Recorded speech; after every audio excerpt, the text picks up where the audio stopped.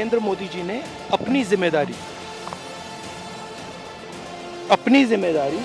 पूरी नहीं की। उन्होंने आर्मी चीफ से कहा कि देखो भैया, आपको जो करना है करो, मेरी बस की नहीं है। This is what they are scared. जो अभी छपी भी नहीं, लेकिन उसने दिल्ली से लेकर सरहद तक, संसद से लेके सोशल मीडिया तक पॉलिटिकल अर्थक्वेक ला दिया है। जी हाँ, हम बात कर रहे हैं पूर्व थल सेना के जनरल एम नरवणे की आत्मकथा 4 स्टार ऑफ डेस्टिनी की। इस किताब के पन्नों में ऐसा क्या छिपा है जिसने सरकार की नींदों को उड़ा के रख दिया है और दिल्ली पुलिस की स्पेशल सेल को एफआईआर दर्ज करने पर मजबूर कर दिया। भारत जब स्वतंत्र हुआ तो किस तरह से पाकिस्तान का बंटवारा हुआ और किस तरह से भारत के पहले प्रधानमंत्री अय्याशी कर रहे थे।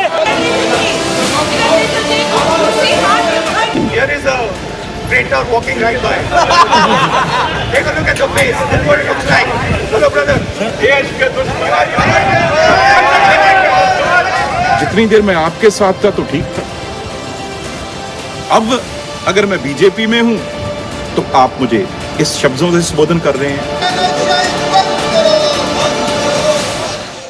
नमस्कार, मैं हूं कीर्ति सिंह और आप देख रहे हैं प्लैनेट न्यूज इंडिया।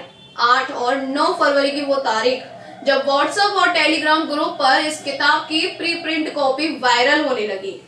नियम कहते हैं कि किसी बड़े अफसर की किताब पब्लिश होने से पहले सेना की क्लियरेंस चाहिए होती है, लेकिन ये किताब तो क्लियरेंस से पहले ही जनता के बीच में पहुंच गई। क्या यह कोई टेक्निकल चूक है या किसी ने जानबूझकर इसे अंदर से लीक किया है? स्पेशल सेल अब इनसाइड जॉब के एंगल से जांच कर रही है। इस किताब में सिर्फ जनरल का सफर नहीं, इसमें वो राज है जो देश जानना चाहता है। गलवाना संघर्ष, चीन के साथ उस रात असल में क्या हुआ था? अग्निवीर योजना, क्या सेना के भीतर इस पर मतभेद है? यही सबसे बड़ा विवाद है। रणनीतिक फैसले, पाकिस्तान के साथ सीज फायर के पीछे की असली कहानी, यही वो पन्ने हैं जिन्हें विपक्ष को सरकार पर हमले करने का नया हथियार दे दिया है। संसद में इस लीक ने बारूद का काम किया। राहुल गांधी ने इन्हीं कथित अंशों का हवाला देकर सरकार को घेरा। नतीजा, भारी हंगामा और 8 सांसदों को सस्पेंड। जनरल नरवणे को खुद सामने आकर सफाई देनी पड़ी कि किताब अभी पब्लिश नहीं है, लेकिन तब तक तीर कमान से निकल चुका था।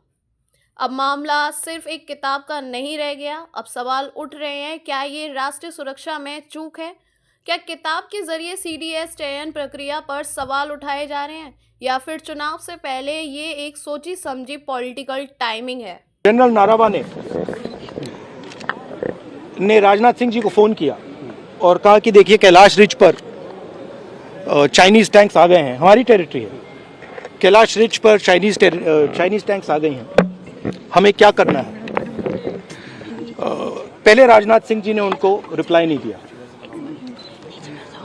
उन्होंने जयशंकर जी से पूछा, एनएसए से पूछा, राजनाथ सिंह जी से पूछा, कोई रिप्लाई नहीं आया। फिर उन्होंने राजनाथ सिंह जी को फोन किया। राजनाथ सिंह जी ने कहा कि मैं टॉप से पूछता हूं। राइट, ऑर्डर था, स्टैंडिंग ऑर्डर था टॉप का कि अगर चाइनीज फोर्सेस अंदर आएंगी तो उनपे बिना हमारे पूछे फायर नहीं करना है। नरवणे जी और हमारी जो आर्मी थी, जो सेना थी, वो उन टैंक्स पर फायर करना चाहती थी क्योंकि वो टैंक्स हमारी टेरिटरी में आ गई थी। नरेंद्र मोदी जी ने मैसेज दिया कि देखिए, जो उचित समझो वो करो। मतलब नरेंद्र मोदी जी ने अपनी जिम्मेदारी पूरी नहीं की।